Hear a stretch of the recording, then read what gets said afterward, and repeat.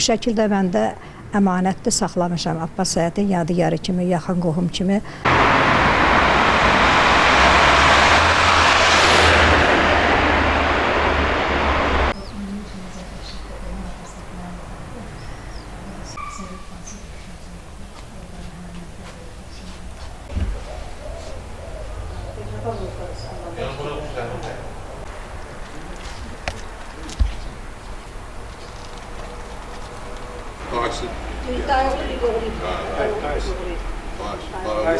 Dayısın.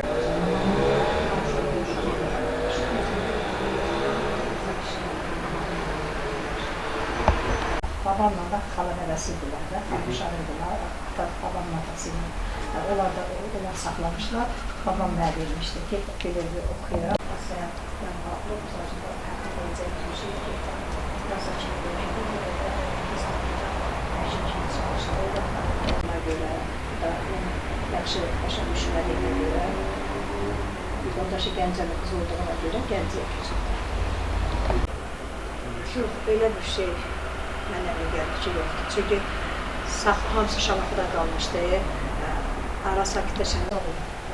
Gilə gəlib, bir sayıda gilə gəlib, o evdə yaşayıb, 4 aya kimi.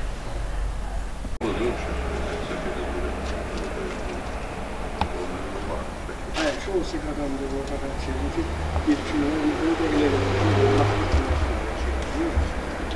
Hüseynova Səidə, Əl-Muxtar qızı, Abbas Səhhətin yaxın qohumu, babamın xala nəvəsi idilər babamla. Bilirsiniz ki, hamıya bəllidir ki, 1918-ci ildə Azərbaycanda soyqırım oldu, mart qırımı ermənilər tərəfindən.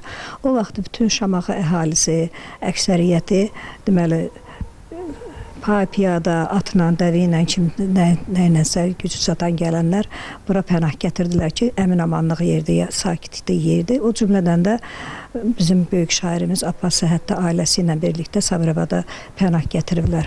Amma yolda onları, deməli, o vaxtı qadınlar özlə evdə qırqızıllarını taxırdılar. Yolda bunların, qırların, qızılların, nəyələr vardı üstündə hamısını soyublar, alıblar.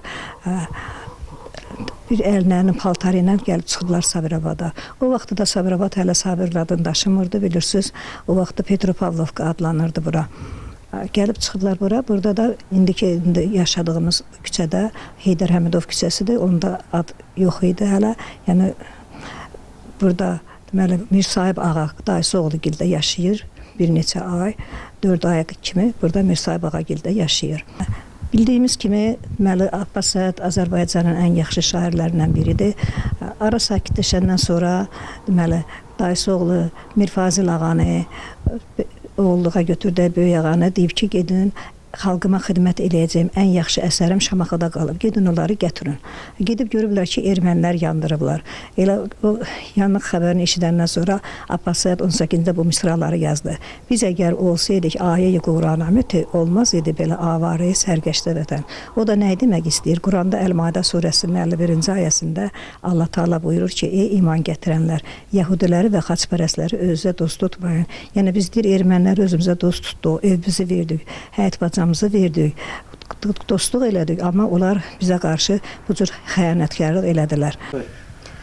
Bu da Abbas Səhhətdir, yeganə qızı olan Rüqiyyə Sultanın foto şəklidir. Mən də yaxın qohumu kimi yadigar saxlamışam.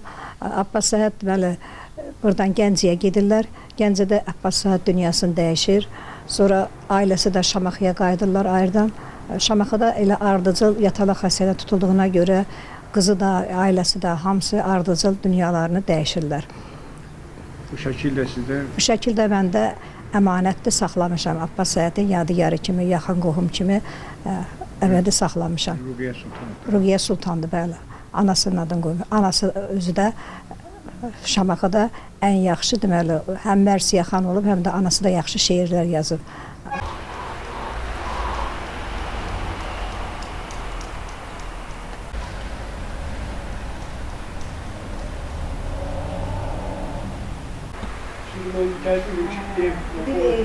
Bir görmek, o istikamette.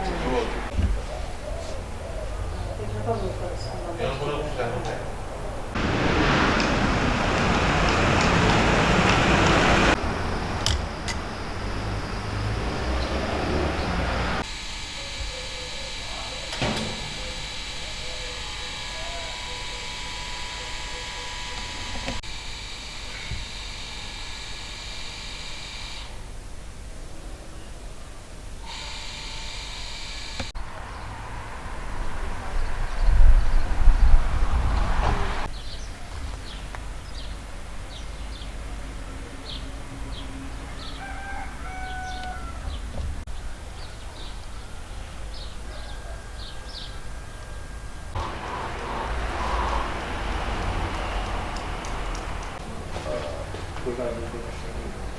Burada da büyük bazım burada. Ondan sonra şarap.